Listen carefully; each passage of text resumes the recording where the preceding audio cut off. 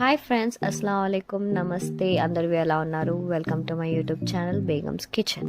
So ఈరోజు మనం చేయబోతున్నాం షామియాలు. మరి ఇంకెందుకు ఆలస్యం, స్టార్ట్ చేసేద్దామా?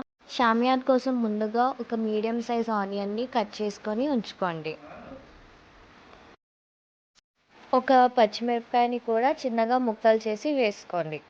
అందులోనే టేస్ట్కి సరిపడా ఉప్పు, కొంచెం కారం, కొంచెం పసుపుని కూడా యాడ్ చేసుకోండి.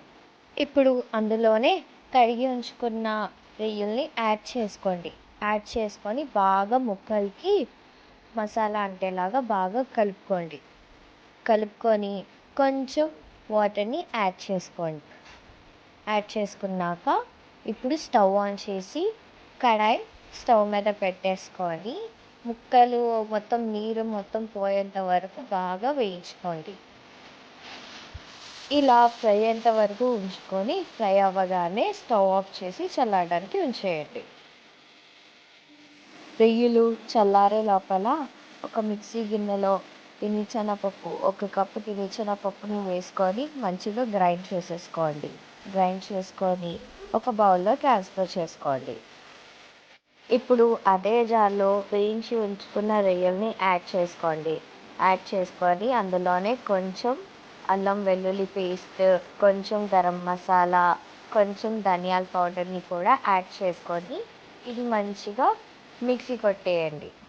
రొయ్యలు అయితే మిక్సీ అయిపోయింది. ఇప్పుడు అందులోనే మనం గ్రైండ్ చేసి ఉంచుకున్న శనగపప్పు పౌడర్ని కూడా యాడ్ చేసుకోండి. యాడ్ చేసుకొని ఒకసారి గ్రైండ్ చేయండి.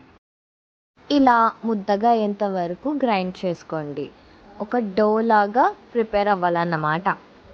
ఇప్పుడు ఒక కడాయిలో నూనె వేసుకొని వేడవ్వడానికి ఉంచేయండి.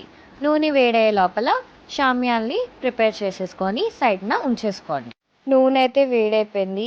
ఇప్పుడు మనం ప్రిపేర్ చేసుకున్న షామియాల్ని కూడా దీంట్లో వేసేసుకుందాం.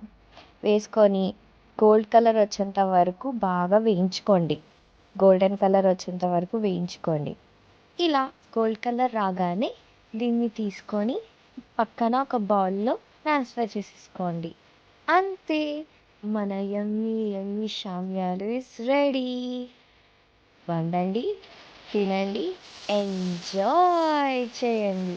వీడియో నచ్చినట్టయితే లైక్ చేయండి, షేర్ చేయండి, కామెంట్ చేయండి, సబ్స్క్రైబ్ కూడా చేయండి. Thanks for watching.